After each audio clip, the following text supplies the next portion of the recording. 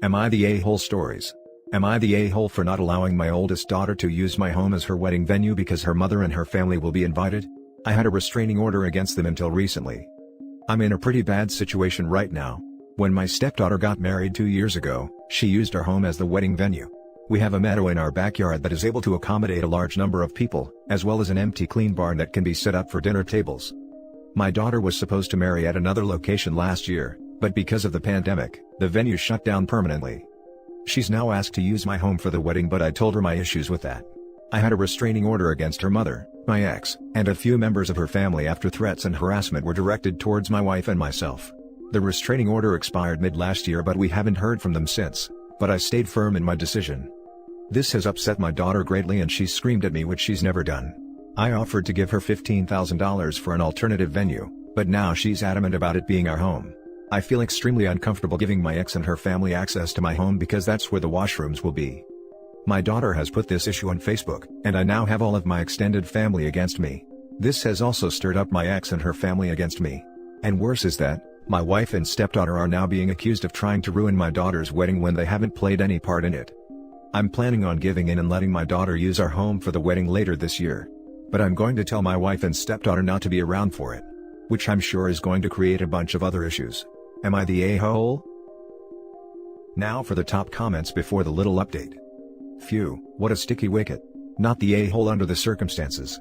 Recommendation: renting porta potties, and maybe a commercial tent for the bride to get ready in, for the day, is relatively inexpensive, and will ensure that nobody needs access to your home.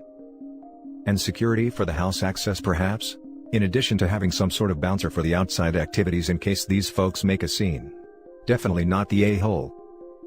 Definitely some security cameras around the house. I'd do the porta potties and tent route and lock the house up on the day of. Also OP, talk to your daughter. Does she feel a little neglected compared to stepdaughter? Is there something more going on with her that made her unexpectedly scream like that? Did she know about the restraining order and the reason behind it?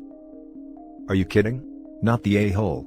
You kinda had a restraining order on 2 members, and you gave her an opportunity to find somewhere else. Why is she so adamant about your house? I would bet money on her mom laying it onto her about how her father must prefer his stepdaughter and that sort of thing. Adult children can still be hurt and weaponized, particularly if there are any old wounds from childhood that can be picked at. I'm not saying OP did anything wrong, we don't know the story, but divorce and blended families can be hard on kids, especially if things get nasty between the parents, which the existence of a restraining order suggests they did. If she went far enough that there was a restraining order involved, I don't doubt she'd use her daughter to cause more drama. Not the a-hole. Go renew the restraining order if your ex and her family are harassing you, and explain to your daughter that she can either have the wedding at your home without her mother and her side of the family, or she can accept the $15K and have it elsewhere, but for personal safety reasons you will not let her mother into your home. Otherwise, rent porta potties. They have some super fancy ones for wedding venues. Trailers don't look or smell like porta potties, with a washroom. I won't be renewing the order because I don't have any real standing this time. I also don't want to renew it because I do want to attend my daughter's wedding without causing any issues. But the outdoor bathrooms are an excellent idea. I have texted the idea to my daughter. Update to my post. I messaged my daughter about the outdoor trailer bathrooms and she has refused, and said it was a disgusting idea. She then accused me of treating her worse than my stepdaughter, and that I play favorites and that I'm a terrible father. She does not want the wedding at her home anymore and hung up. She is no longer picking up my calls. I also got an angry call from my mother who says she is hosting her wedding instead. And that I will not be welcomed at the wedding. My father will be walking my daughter down the aisle instead of me. Thanks everyone for the advice. I appreciate it. But I feel like I've made the biggest mistake of my life. I'm completely heartbroken. Now for the next story. Am I the a-hole for refusing to have a do-over wedding as we eloped already? I was meant to get married last year at a full-on big white wedding arranged and paid for by mine and my husband's parents. It got cancelled for obvious reasons and everyone got their money back. Around the same time, both myself and my husband had falling outs with our parents/siblings that meant we didn't talk to our families for a while. His family don't like me and mine don't like him.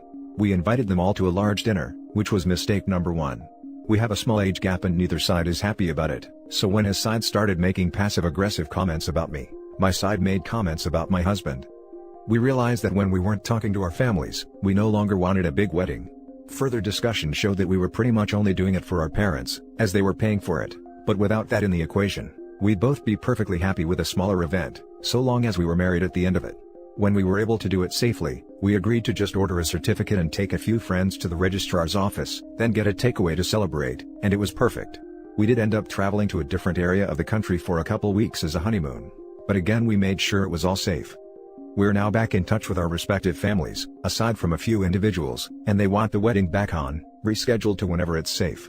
We told them we already got married and they said this could be considered a reception. They still have the money from the first wedding so they can afford it. However, we don't want this. We've had our wedding day, we don't need another.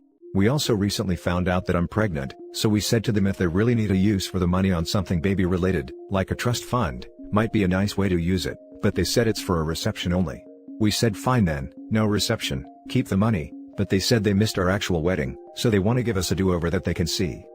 To be clear, if we agree to the do-over, they are absolutely planning on waiting until it's safe to invite lots of people to a large gathering, not putting a pregnant woman, me, into a room of random people in the middle of a plague. We've held firm on not wanting anything further, as the way we see it is, we're already married and happy with our small ceremony/reception, we don't need a do-over. They however, see this as a punishment as we got married in the time we weren't speaking and didn't inform them until we got back in touch, and think our actions here are petty and uncalled for. They also say it's their money, they'll arrange everything, all we have to do is show up, and our refusal is totally unreasonable given the minuscule amount we'd have to do in order to make them happy. Are we the a-holes? Not the a-hole. The list of people who have a say on whether you have a do-over wedding, are you and your husband. It sounds like they want to make what was going to be your day, completely about them, which is freaking crazy. It sounds like whatever reason you stopped talking to them in the first place, might be worth revisiting, because they sound like horrible people. We are keeping the reason in mind. The short version is, my family don't like him and his family don't like me, so we have made perfectly clear that they are on wafer thin ice, and that the next time we stop speaking, we won't get back in touch. It's just with the baby on the way we'd like to have our families involved. However, if the situation does prove toxic in the future, then we will remove ourselves and our child from the situation. May, it sounds like you had good reason to do a small wedding not inviting people that weren't supportive of your relationship with each other. This do-over wedding is all about them saving face, not about you. I doubt your now pregnant wife wants the stress of a do-over pretend wedding that still isn't about what you want. I can see why you suggested child trust fund instead, but really they are saying they want your wedding as an excuse for a wider family event. Maybe suggest they do a party for your first anniversary when we are out of pandemic risks. But only if that's what you want. But if it isn't, no one can force you to have a party which is clearly more about them than about you and your relationship. I'd be open to a first anniversary party, but the anniversary is coming up soon, so it might happen before we're out of lockdown. Neither of us are really fussed about the whole concept of a large party, but our parents are saying they've set aside tens of thousands between them to put on a big expensive wedding and refuse to use the money for anything else. I'm the wife by the way, lol. Not the a-hole, who prioritizes a one-day, overpriced event, over their grandchild's future. No wonder you had a falling out with your family. Can't blame you.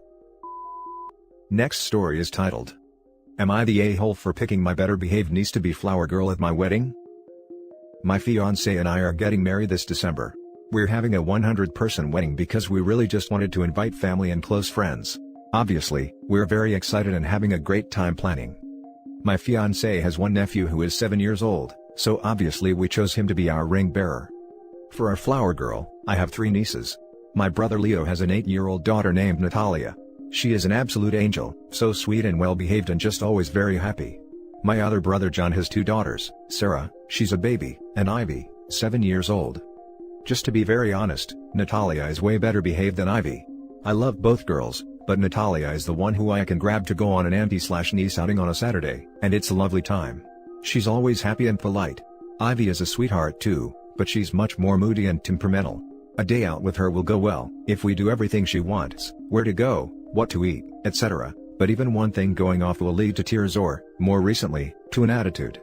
And I don't blame Ivy for her behavior because honestly, it goes back to parenting and the lack of emotional regulation/coping strategies that inevitably occur when a child isn't taught how to self-regulate, and instead is pacified immediately with whatever shiny object. But honestly, I immediately wanted Natalia as flower girl, and when I asked my brother/sister-in-law if it was okay, they were really happy about it, so I asked Natalia and she was super excited. I told her she can pick the flowers she wants to drop down the aisle and it's adorable. My sis-in-law texted me about how Natalia has been Googling to find the prettiest flowers. When I told my mom, who is planning the wedding with me, that I asked Natalia to be my flower girl, she immediately was against it. She said that as the grandma she can't enable me to differentiate between the girls, which I understand, but she also admitted she sees why I chose Natalia. She was against it and told me to have both girls as flower girls. I decided to think about it for a bit, and before you know it, my sis-in-law, Natalia's mom, made an Instagram post where she mentioned, "We had such a fun day at the park and Natalia finally decided what flowers she's dropping for her Andy's wedding." My other brother John and his wife are big mad. Maybe I should have told them, but I felt like it would be more awkward if I did. Better to just not mention?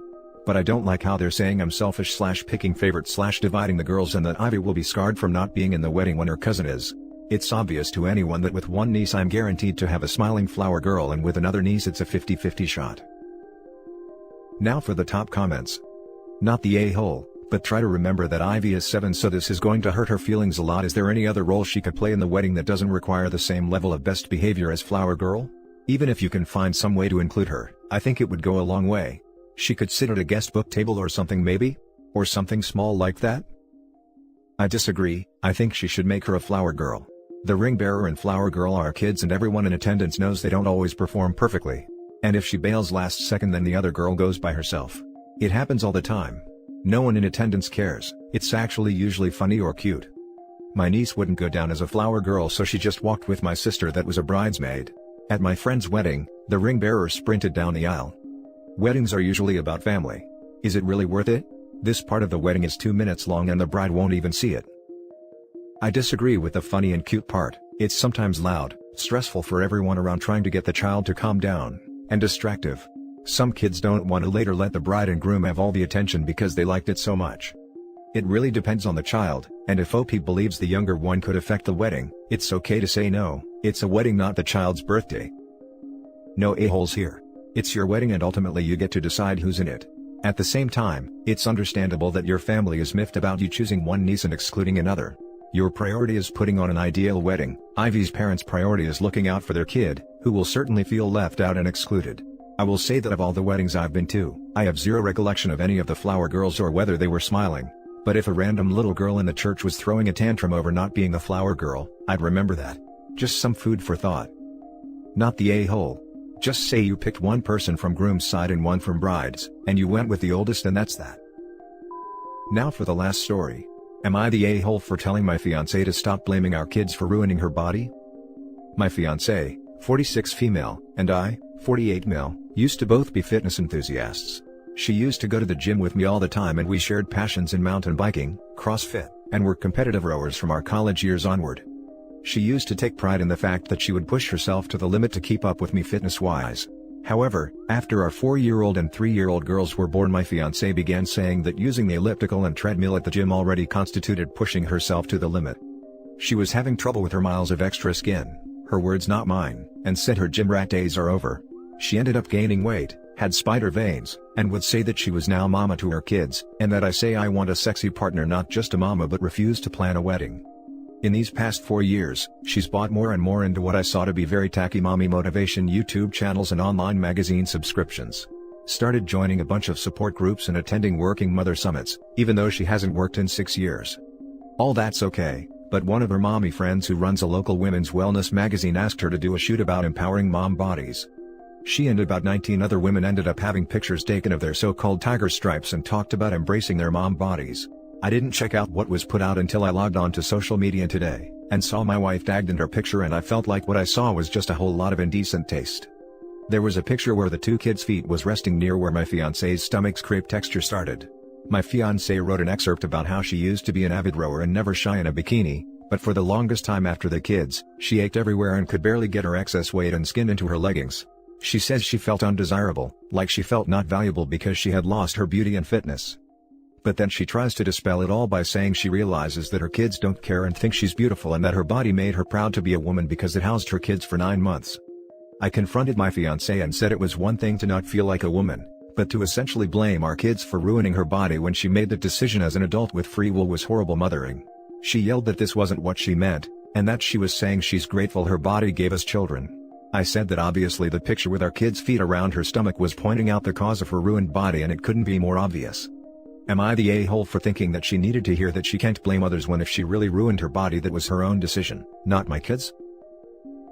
Ha ha ha, you're about to get torn apart on this sub. Good luck, a-hole. It's like blood in the water.